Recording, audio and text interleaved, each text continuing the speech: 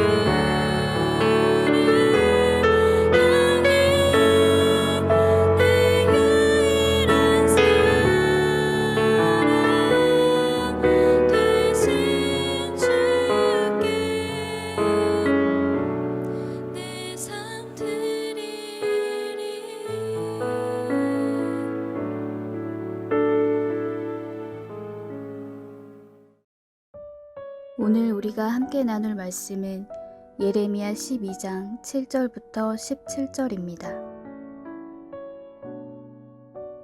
내가 내 집을 버리며 내 소유를 내던져 내 마음으로 사랑하는 것을 그 원수의 손에 넘겼나니 내 소유가 숲속의 사자같이 되어서 나를 향하여 그 소리를 내므로 내가 그를 미워하였음이로라. 내 소유가 내게 대하여는 무늬 있는 매가 아니냐. 매들이 그것을 애워싸지 아니하느냐. 너희는 가서 들짐승들을 모아다가 그것을 삼키게 하라. 많은 목자가 내 포도원을 헐며 내 몫을 짓밟아서 내가 기뻐하는 땅을 황무지로 만들었도다. 그들이 이를 황폐하게 하였으므로 그 황무지가 나를 향하여 슬퍼하는도다. 온 땅이 황폐함은 이를 마음에 두는 자가 없음이로다. 파괴하는 자들이 광야의 모든 벗은 산 위에 이르렀고 여호와의 칼이 땅 이 끝에서 저 끝까지 삼키니 모든 육체가 평안하지 못하도다. 무리가 밀을 심어도 가시를 거두며 수고하여도 소득이 없은즉 그 소산으로 말미암아 스스로 수치를 당하리니 이는 여호와의 분노로 말미암음이니라.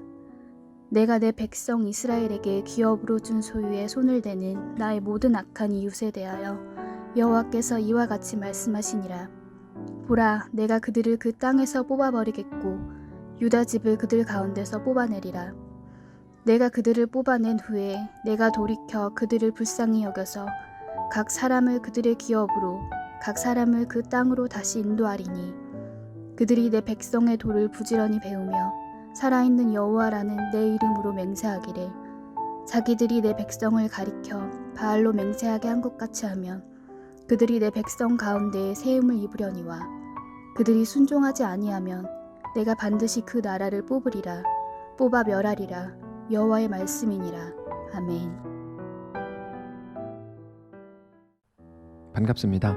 오늘 예레미야 12장 7절부터 17절까지를 중심으로 그 마음이라는 주제의 말씀을 함께 나누겠습니다. 여러분, 어제 말씀을 기억하십니까? 나는 네가 그저 사람과 경쟁하고 사람 위에서 조금 더 뛰어난 그런 사람이 되는 것을 원하는 게 아니다. 나는 네가 말과 경주하는 사람이 되게 할 거다. 나는 네가 평탄한 길을 걷다가 넘어지면 어떻게 하냐 이런 거 걱정하는 사람이 아니라 나는 너를 요단 강가의 덤불 속을 걷게 할 거다. 나는 네가 단지 수영장에서 수영을 조금 잘하는 사람이 아니라 요단강의 넘실거리는 물 속에서 바다 속에서도 바다 수영을 할 수 있는 사람이 되기를 원한다. 이렇게 말씀을 하셨습니다. 우리에게 대한 하나님의 기대와 사랑이 그만큼 크시기 때문입니다. 그래서 하나님은 그 모든 것들을 위해 하나님께서 견디셔야 하고 감당하셔야 되고 감내하셔야 되는 모든 것들을 감수하실 작정이셨습니다. 오늘 본문을 보면 이렇게 7절에서 먼저 말씀을 하시죠. 내가 내 집을 버리며 내 소유를 내던져 내 마음으로 사랑하는 것을 그 원수의 손에 넘겼나니. 그러니까 내가 내 집, 하나님께서 성전을 버리셨다 이렇게 표현하죠. 내 소유, 유다 백성을 말하는 건데요. 하나님께서 이스라엘을 바벨론의 손에 넘기셨다 말씀하시는 겁니다. 마치 미워하는 사람에게 그렇게 하는 것처럼 바벨론의 손에 유다를 넘기시죠. 8절 내 소유가 숲속의 사자같이 되어서 나를 향하여 소리를 내므로 내가 그를 미워하였음이로다. 그래서 그들이 제발 구해주십시오 이렇게 울부짖고 하나님을 욕하더라는 겁니다. 근데도 하나님은 마치 그들을 미워하시는 것처럼 그들을 그 고통 속에 내버려 두시죠. 뿐만 아니라 심지어 짐승 같은 모든 주변 국가들이 유다를 공격하고 죽이려고 몰려드는 것까지도 허용하신답니다. 9절 내 소유가 내게 대하여는 문이 있는 매가 아니냐 매들이 그것을 애워싸지 아니하느냐 너희는 가서 들짐승들을 모아다가 그것을 삼키게 하라. 그러자 유다의 주변 국가들은 자기들이 공격한 그 유다가 하나님의 땅, 하나님의 포도원인 것도 알지 못하고 그냥 와서 다 무너뜨리고 황무지로 만듭니다. 10절이죠. 많은 목자가 내 포도원을 헐며 내 몫을 짓밟아서 내가 기뻐하는 땅을 황무지로 만들었도다. 이 모든 것들을 하나님이 감수하시겠다는 겁니다. 무엇 때문에요? 너는 내 자식이다. 이 한마디 때문이죠. 나는 너를 옆집 아이 취급하지 않겠다. 나는 네 애비다. 너는 내 자식이다. 내가 너의 온전한 돌이킴과 회복을 위해 모든 것들까지 감수하겠다. 이겁니다. 그 모든 과정을 지나고 난 후에야 하나님께서는 그들을 다시 돌보시고 온전히 회복하실 것이라고 말씀을 하십니다. 15절입니다. 내가 그들을 뽑아낸 후에 내가 돌이켜 그들을 불쌍히 여겨서 각 사람을 그들의 기업으로 각 사람을 그 땅으로 다시 인도하리니 그들이 내 백성의 도를 부지런히 배우며 살아있는 여호와라는 내 이름으로 맹세하기를 자기들이 내 백성을 가리켜 바알로 맹세하게 한 것 같이 하면 그들이 내 백성 가운데 세움을 입으려니와 그들이 순종하지 아니하면 내가 반드시 그 나라를 뽑으리라 뽑아 멸하리라. 여호와의 말씀이니라. 하나님께서 유다에게 바벨론을 허용하신 이유는 하나님의 온전한 백성으로 회복시키시기 위해서였습니다. 그 땅에서도 광야에서도 폭풍 속에서도 하나님으로 인해 살 수 있다는 것을 알게 되는 것, 그 돌이킴이 바로 하나님이 기대하셨던 그들의 회개였던 거죠. 여러분, 예레미야를 나누면서 예레미야가 얼마나 특별한 성경인지 우리에게 하나님의 어떠하심을 말씀하시는지에 대해서 여러 차례 설명을 드렸습니다. 돌아오라, 회개하라가 전부가 아니죠. 오히려 너희의 회개합니다라는 그 한두 마디 말로 어려움을 면제해 보려고 하지 마라. 차라리 회개하지 마라. 바벨론으로 순순히 끌려가라. 이렇게 말씀하시는 게 예레미야입니다. 왜 그렇습니까? 너희가 그토록 두려워하던 거 바벨론에게 지고 아이의 나라가 멸망하고 백성들과 형제들은 잡혀 죽어가고 자기들은 이방 민족인 바벨론에게 또 포로로 끌려가고 이 모든 것들을 그들은 상상할 수도 없었고 우리에게 이런 일이 일어날 수도 없지 이렇게 생각했고 가장 끔찍하게 생각해 왔습니다. 어쩌면 그들의 전 인생 속에서 그런 일을 당하지 않기 위해 최선을 다해왔는지도 모릅니다. 자기들이 가진 것들을 지키기 위해서 바벨론에게 패배하지 않기 위해서 그들은 국방력을 가지려고 했고 모든 이름들을 소유하려고 했고 애굽에 기댔습니다. 단지 나라의 평안뿐 아니라 이 땅에서 얻고 싶은 모든 평안, 엄밀히 말해서 아무 일도 일어나지 않는 현실을 만들어 보려고 그들은 정말 주변국들, 특별히 애굽에게 기웃거리기도 했고 우상을 도입해서 숭배하기도 한 겁니다. 근데 하나님께서는 나도 그러면 그런 일을 당하지 않게 해줄게. 야, 우상 섬기지 마. 내가 우상보다 더 강력해. 니네가 섬기는 우상보다 내가 더 세다는 걸 보여주겠어. 이런 식으로 우상과의 대결을 하나님께서 시작하신 게 아니고 전혀 다른 접근 방식. 너네가 우려하고 염려하는 일들이 일어난다고 해도 그것들을 너희를 삼킬 수는 없다. 내가 니네랑 같이 있는데 니네가 죽긴 왜 죽어? 이거죠. 내가 너희와 함께 한다면 너희가 가장 두려워하는 그 일조차 너희를 삼키지 못할 거다. 그 일이 일어나지 않을 거야. 괜찮아질 거야. 걱정하지 마. 그게 아니고요. 그 일이 일어나도 괜찮아. 내가 너와 함께 한다면 이렇게 말씀을 하시는 겁니다. 바로 그 차이. 우상은 어떻게 한다고요? 그 일이 일어나면 안 돼. 나한테 돈 가지고 와. 내가 일어나지 않게 해줄게. 이거를 위해서 우상을 섬기는 건데요. 그 말은 어쨌든 결론적으로는 그 일이 일어나면 안 된다는 거거든요. 그래서 우상은 바다에 빠지면 안 돼. 내가 너를 바다에 빠지지 않게 해줄게. 이 말로 유혹하는 게 전부입니다. 돈 내. 그러면 내가 그 일 당하지 않게 해줄게. 내가 시키는 대로 해. 그러면 그런 일을 피하게 해줄게. 이게 우상이고 세상 종교입니다. 그러나 우리가 믿는 기독교의 하나님은 우리가 염려하는 그 일보다 더 크신 분입니다. 그 일보다 더 크시다는 말은 우리가 최근에 부른 찬양의 가사처럼 바다에 빠지면 안 돼. 그러니까 바다에 빠지지 않게 해줄게. 여러분 그게 우상이라면 하나님은 어떻습니까? 바다가 앞에 있어? 야 내가 바다 갈라줄 수 있어. 나는 창조주 하나님이다.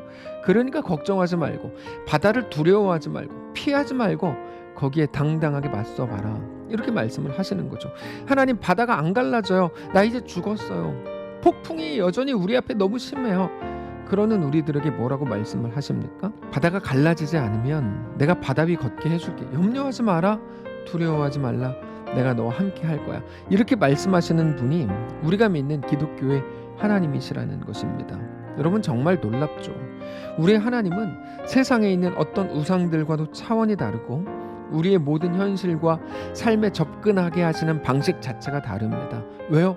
그분은 우리의 아버지이시기 때문입니다. 말씀을 정리하겠습니다. 저는 우리가 오늘 이 하나님의 말씀을 꼭 기억하면서 우리의 오늘을 살아가게 되시기를 원합니다. 하나님은 안 아프고 우리만 아프기 때문에 너네 견뎌봐라 이렇게 말씀하시는 게 아닙니다. 우리의 눈에서 피눈물 흘리는 것을 보면서 하나님도 같이 피눈물 흘리실 거고 우리의 비명 소리를 들으면서 하나님도 같이 아파하실 겁니다. 그럼에도 하나님은 우리의 회복과 돌이킴을 위해서 무엇이라도 하실 작정입니다. 우리를 온전한 자녀로 온전한 백성으로 얻기를 원하시기 때문입니다. 그래서 모든 것들을 감수하실 작정입니다.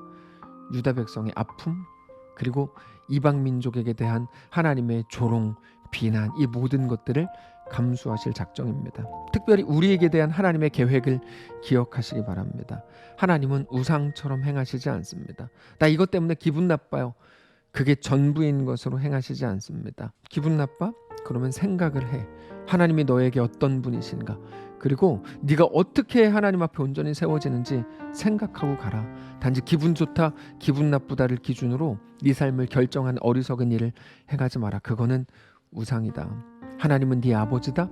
아버지는 너에게 눈물을 흘리는 모든 일들까지라도 감수한다. 너를 진짜로 얻기를 원하기 때문이다. 이게 하나님의 말씀입니다. 그래서 그저 우리 요구대로 우리가 원하는 대로 우리에게 행하시지 않는 것입니다. 그게 하나님은 우상처럼 행하시지 않는다는 말입니다. 우상처럼 행하시지 않는다는 말은 사실 우상은 존재하지도 않지만 사람들이 가진 우상에 대한 기대를 말하는 거거든요. 그저 우리 기대대로, 우리 요구대로, 우리 원하는 것대로 우리에게 행하실 마음이 없다 이겁니다. 하나님은 우리를 자녀로 대하십니다. 그래서 우리 앞에 일어나는 모든 현실들을 보면서 오늘 하나님께 더 가까이 나아가게 되시기를 바라고, 어떤 상황에서도 하나님만을 바라보므로 담대하게 우리에게 허락된 이 땅, 우리 현실, 우리의 오늘을 살아가는 거룩한 성도들 되시기를 바랍니다. 한번 기도하겠습니다. 살아계신 하나님, 오늘 우리에게 펼쳐진 모든 상황과 모든 현실 속에서 하나님이 누구신지를 다시 한번 생각하고 기억하고 그렇게 주님과 믿음으로 동행하기를 원합니다. 매 순간 연약하고 부족합니다. 내 요구대로만 이루어지기를 원하는 것, 그렇게 우상을 섬기듯 하나님을 따랐던 것이 우리의 모습인지도 모릅니다. 우리를 불쌍히 여겨주시고 우리 요구와 우리 감정이 아닌 하나님의 완전하심을 기억하고 생각하면서 우리에게 허락된 오늘의 현실을 넉넉히 살아내는 사랑하는 모든 성도들 되게 하옵소서. 그래서 모든 현실 속에서 끝내 하나님께 돌이키고야 마는 거룩한 주의 백성들 되게 하옵소서. 감사드리며 살아계신 예수님의 이름으로 기도합니다. 아멘. 사랑하는 성도 여러분, 하나님께서 오늘 우리에게 하루를 허락하셨습니다. 우리 믿음을 가지고 모든 현실 속에서 하나님은 누구신지, 나는 누구인지 기억하고 생각하면서 하나님 앞에 우리의 삶을 돌이키고 주께 더 가까이 나아가는 귀한 오늘의 삶이 되시기를 축복합니다.